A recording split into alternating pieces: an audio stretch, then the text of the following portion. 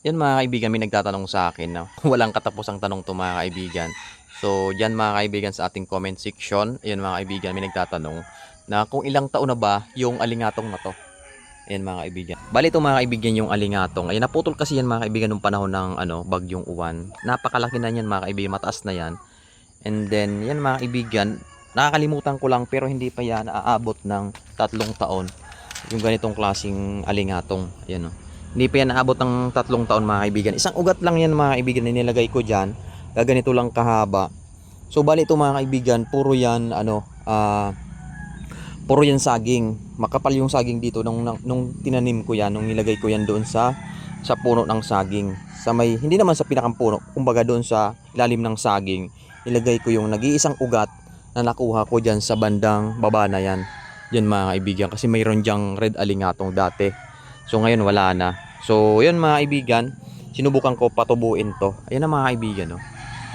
Naputol nga lang siya mga kaibigan nung panahon ni Bagyong Uwan. Kaya yan, ayan na siya. So maraming umusbong na dahon, yan sanga. Siguro puputulin ko to, yung mga sanga banda rito sa baba na to, kasi delikado yan.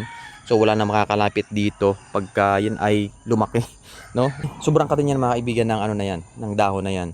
So mayroon na siguro tong ugat, yung ganitong klase kalaki. Mayroon na sigurong ugat yan. Kaso lang mga maliliit pa siguro, baka mga gaganito pa lang. And then ito mga kaibigan yung bagong pinatubo ko. Ayan o. So ayan mga kaibigan, tinapon ko lang yan dyan. Yung mga ugat na yan. Yan yung tira nung mga nag-order na hindi naman kinuha.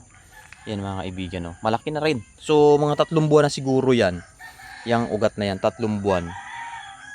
Yan mga kaibigan. Ganyan kalaki mga kaibigan, 3 buwan siguro. Yan kasi maliit lang na ugat yan mga kaibigan. Papakita ko sa inyo. Ayan ah. Ayan. O yan ah. Ugat lang yan. Kagaya yan nito oh. Eto mga kaibigan oh. Ayan, buhay pa yan oh. Nagsisimulan ng lumabas dito yung kanyang bagong ano. Yan, ganyan lang magpatubo ng alingatong mga kaibigan. So ayun mga kaibigan, sana nasagot ko yung isang sa mga comment na naman dyan no. Yan, so pwede pa rin kayong mag-order sa akin mga kaibigan ng alingatong. So yan, like ko sinasabi yung kung paano ako mag-order. Payment first policy tayo, and then may minimum order tayo na 3 kilos, and then pwede kayong mag-order sa akin ng pangtanim niyan mga kaibigan, red alingatong. So yun mga kaibigan, sa ngayon kasi mga kaibigan, hindi na ako nagbibigay ng COD, no, hindi na ako nagbibigay ng COD, puro payment first policy na. Kasi tingnan nyo naman mga kaibigan, yung pinakita ko na yun na ugat ng alingatong na sayang, siguro mga ano yun, mga 10 kilos, ganon. Ganun siya mga kaibigan, mga 10 kilos yung mga hindi kinuha ng mga nag-order. Kasi mga kaibigan, ang ginawa ko nung time na yan, nagpa-reserve sila. So, siyempre, nagpa-harvest na ako, pinasama ko na, pinasabay ko na. Ang kaso lang, hindi pa sila nag-payment, yun. Hindi na nila kinuha, di ba? Sayang. Kaya ngayon mga kaibigan, talagang dalang-dala na ako, naniniguro na ako para wala nang masayang na alingatong. And kasi mga kaibigan, napakahirap ng alingatong ngayon.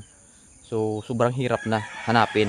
So nagpapakuha na nga ako ngayon, and then medyo malayo na rin yung kinukuha na namin ng alingato ngayon. So doon, pabiyahe ka pa ng kalahating oras. Kung lalakarin mo mga 2 oras. Yan, papunta diyan sa bundok diyan, sa bandang baba na yan diyan mga kaibigan.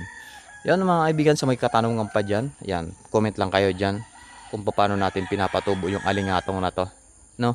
So napakadali lang yan.